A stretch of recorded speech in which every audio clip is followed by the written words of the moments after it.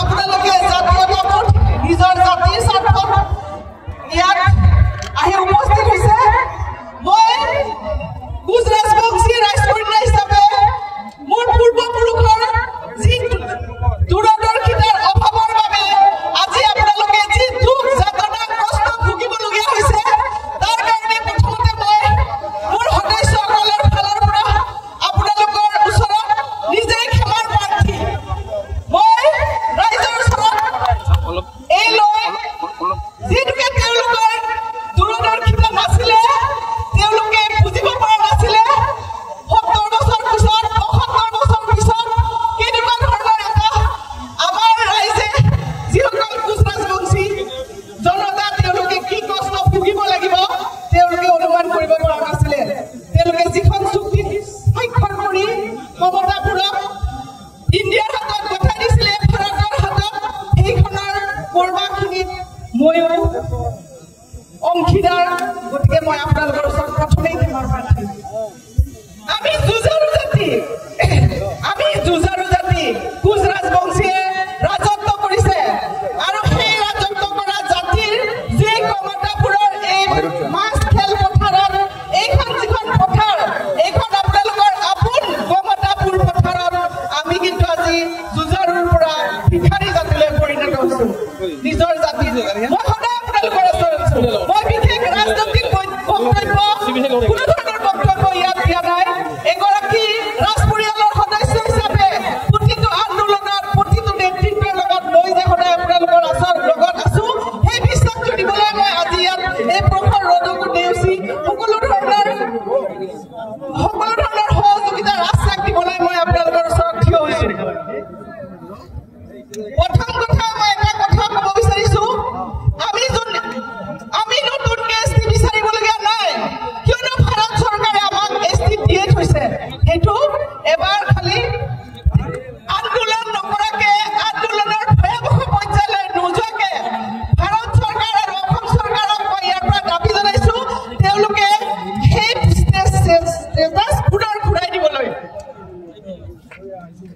আৰু ইমান এই জাতিটোৰ সংকটৰ সময়ত আমি যিসকলে জাতিটোৰ গুৰি ধৰোতাসকলৰ লগত আছো, সেইসকলক মই আজি মঞ্চৰ পৰাই অনুৰোধ জনাব বিচাৰিছো, তেওঁলোকে যিখিনি নেতৃত্ব দিয়া ল'ৰা ছোৱালী ওলাইছে, যিখিনি সংগঠন ওলাইছে, তেওঁলোকৰ লগত থাকি ২৬ৰ ইলেকশ্যনৰ আগত যিকোনো বিনিময়ত এই এছ টি দাবীটোক চৰকাৰৰ ওচৰলৈ, দিল্লীৰ ওচৰলৈ লৈ যাব লাগে।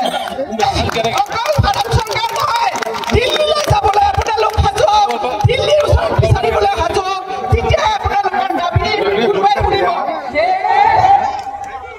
আমার ৬ দশক থাকি আমার এই রাজ্য পুনরুদ্ধারের আন্দোলন চলিত ধরছে।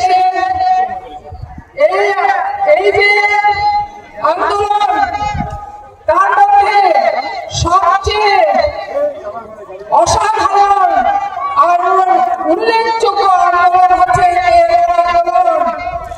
এই আন্দোলনের যে চেয়ারম্যান আমার আইকনিক লিডার দামোদর দত্ত, জীবন সিংহ ডাঙ্গুরিয়া আর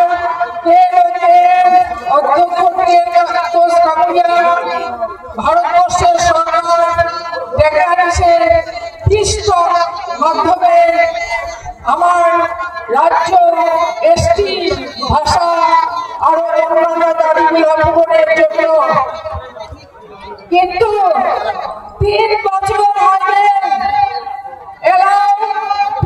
এখন ভারত সরকার করেছে না। কেন করেছে না? কি অন্যায় ছিল? তখন আসিয়া আজ ভারত থাকিবার লাগেছে।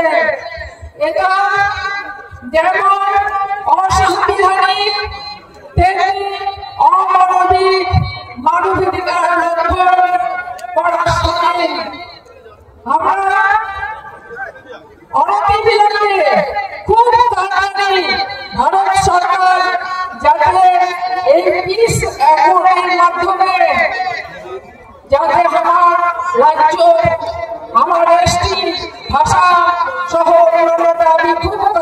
পূরণ